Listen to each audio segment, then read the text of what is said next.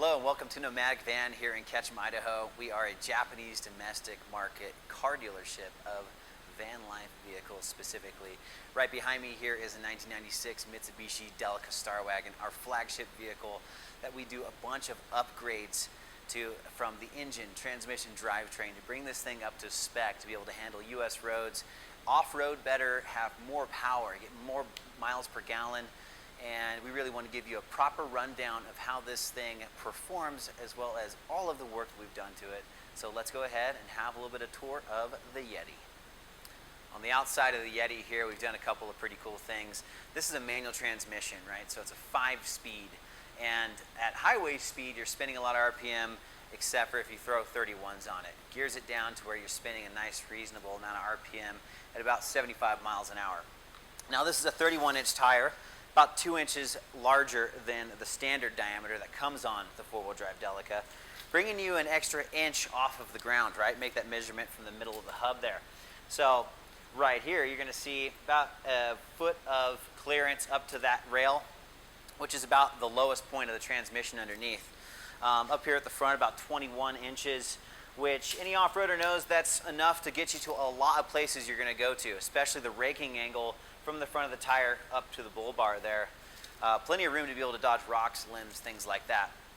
Also, what's really cool is this offset wheel. It's an aluminum wheel set from Japan. Lots of really cool wheels made over in that direction. This has a -10 offset, which brings the edge of the tire even with the edge of the body of the van, giving it a really robust look. Unlike its normal presence where the tires are narrow tucked underneath the van with this big old body on top. So the way it looks now gives it that really nice tough look. Also, when you're off-roading, you got to be really conscious of your wheelbase and not getting high centered. And this being 86.5 inches hub to hub is going to allow you to go over that uneven terrain without getting stuck. Really similar to that of a Jeep Wrangler and other off-road vehicles. And also, you're going to need to bring a lot of gear along with you. So we've included a rack with good clearance here. All mounts onto the rain gutter there, and the shovel of course is included. Whatever you can't fit up there, you can fit inside, so let's have a look in there. Sitting in the back of the Starwagon here, this is where all the action happens, right? This is enough room for 6 people here in party mode. That's what we call this, because you can face each other, hang out, right? Put a little table right here, real easy to install, have a meal, play a game of cards, whatever you like. So other than that, here's your 6-person seat right here. We call it the Dickie seat. Comes right on up. And kind of nice in case you're doing like a mountain bike shuttle or something, right? You got 6 bikes on the back. You got people filled to the brim in here. This also folds completely down. And this little feature here, kind of a rare one. You ever seen that before in a US market vehicle? I don't think so. But pretty sweet. You have options all the way around for seating arrangements, right? In this mode, you've got a shoulder strap here for the outside person. Outside people in the rear also have shoulder straps. Centers just have lap belts, all right? And so in bed mode, right? So if I were to pull these headrests and lay this guy all the way down, you'd have enough room for a twin from this line to the wall. And because of the little bit of contour that the seats leave, we like to throw a twin mattress in here, a 4 to 6 inch setup, little foam topper. And it's enough room for a couple people and a dog, right? And wall to wall, backrest of the far seat to the front ledger is dimensionally a full-size bed. So if you really want to pack things in, slide it underneath all your different gear underneath the seats. There's enough room for a bed on wheels, right? There's also a bit of room to be adjusted in the far back here with the rear bench. So let me go ahead and show you that.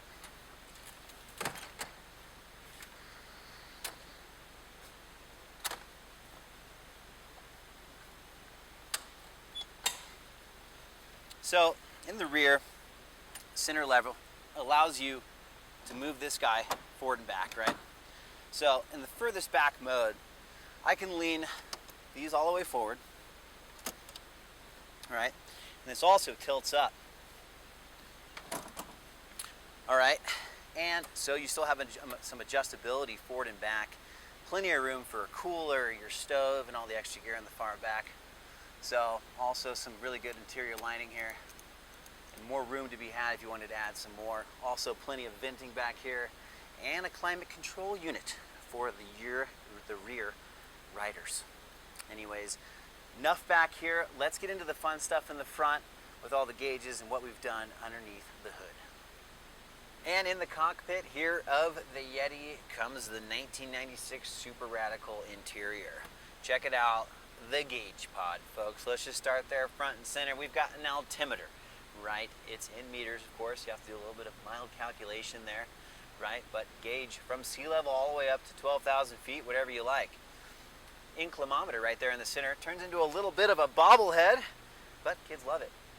So there you go, nice little gimmick there, but it is really nice for off-roading, right? So when you're crawling along and this tilts down to 15, 20 degrees, right? You're gonna start being, in that zone where you're like, okay, can I go any further? And you can keep track of that and keep from rolling over, right? Same thing with your pitch, right? If you're in low-range four-wheel drive here and you're going up a 30-degree pitch, that's a lot for any vehicle, right? But this thing will climb up the side of a house pretty well with its horsepower upgrade that we've done. And with all four tires spinning, you can do a 30-degree pitch, no problem. And of course, indoor and outdoor temp here in centigrade, folks. Pretty sweet there to have that on the dash, right? Perfect setup for in case you want to put some more gauges in for the vehicle later on, but we'll cover that another time. Pretty sweet though. Flipping the key to the on position here, we've got the aftermarket JVC touchscreen double din stereo here. Pretty nice addition that we of course upgrade. This thing came with a radio that doesn't go past 90 megahertz, but we of course needed to replace that for you. Also right down here, you can't really see it, but there is an exhaust gas temperature gauge, and I can see it when I'm driving just fine, just out of the corner of my left eye there.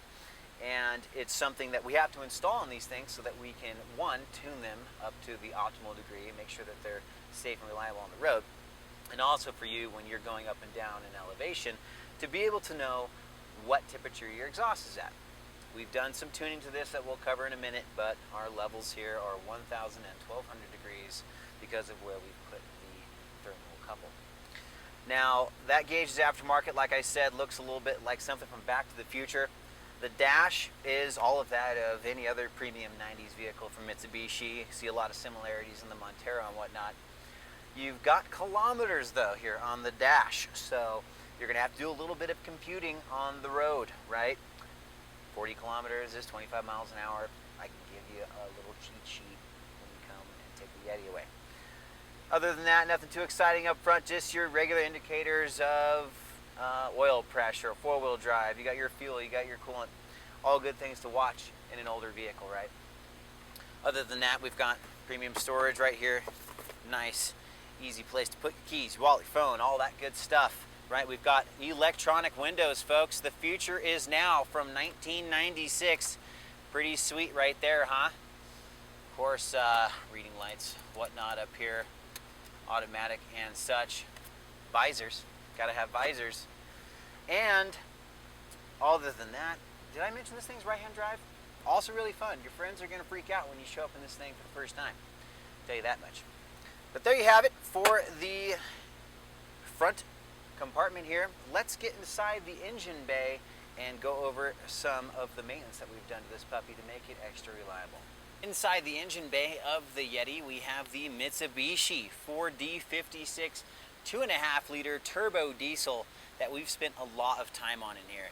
And what's really cool about this engine is actually still in production by Hyundai, who bought the patent years back. And the reason I mention that is because you can actually still get parts for this engine if you had to do a rebuild or replace certain componentry.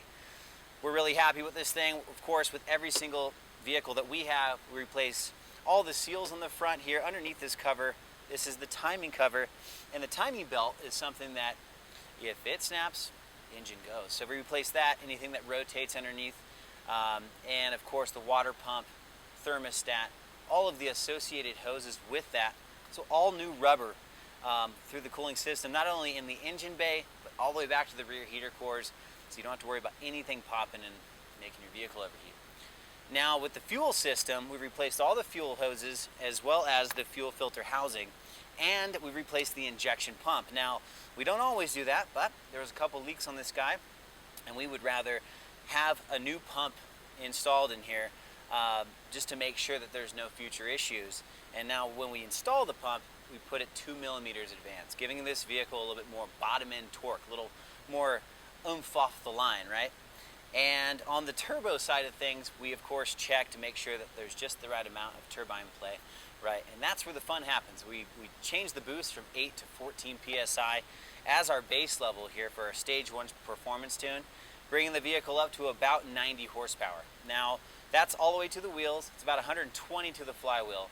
And trust me, it feels like a lot more than that with a 4.875 gear ratio and a nice short span between gears with the 5-speed manual. And of course, before we do any performance tuning, we check compression in all the cylinders after she's warm. And this one tested really well at 410 PSI per cylinder, plus or minus a couple.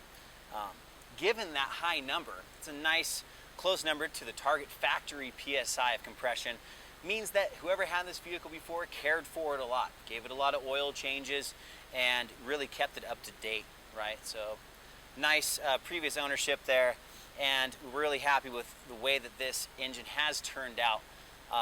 And given the fact that it's all shined up, we didn't just do that just for looks. Everything that you see here, we clean up every bolt. There's all the gaskets replaced underneath, the valve cover here, all the tolerances checked. So, needless to say, we're nice and thorough here at Nomadic Van, and we're really excited to go for a quick little test drive down the road and show you how this thing handles on the open road. And finally, we get to drive the thing. You know, this is what the whole lead-up's about, right? So, here we go. Neutral, clutch in, let the glow plugs hit, and boom, there it is. The nice purr of the 2.5-liter turbo diesel. Getting ready to go. Check it out. Wipers on the left, blinkers on the right, lights on the right, and we're rolling here. First gear. God, feels good. Feels good. Taking a right-hand turn here. We're just going to do a nice, 0 to 80 kilometer an hour pull here. Just flooring it. There we go. Feels good here. I'm always watching my EGTs, making sure they're not getting above 1200 on a cold day or above 1000 on a hot day. All right. Cooling temperature is nice and low here. I'm up to 80 kilometers an hour, right? So, the 0 to 60 in this thing is going to be about 19 seconds. It's not fast, but you're going to be able to keep up with traffic. Flooring it through the intersection here, going for the win. Oh, yeah. Let's get it up to top speed here. Feels really good here. 5th gear, 2900 RPM. EGT's at 900. Nice and cool. Feels great. Just flooring it here. These are 31, so the odometer is a little bit off. All right, so got to add about 7 kilometers an hour. Right now I'm going about 70 miles per hour. Feels pretty good. Sub 1000 EGTs, folks. You're not going to find a tuned van from anybody else that's going to have sub 1000 EGTs going this fast, full throttle on the highway. So at 3200, 3300 RPM, you can maintain this for as long as you like. Just keep an eye out on the engine temperature on the right and, of course, the EGTs down low. When we're going down the road here, you want to hug the fog line. The white line on the right-hand side of the road is where you want to hug, right? Because that is a nice visual for you. You don't want to be hanging out towards the center of the road. And as we cruise on up north here, we've got snow in the mountains, folks. That's where we're going here with the Yeti. That's what it's made for. So if you really like this thing, please place a bid or give us a shout. We have more. We'll talk to you soon.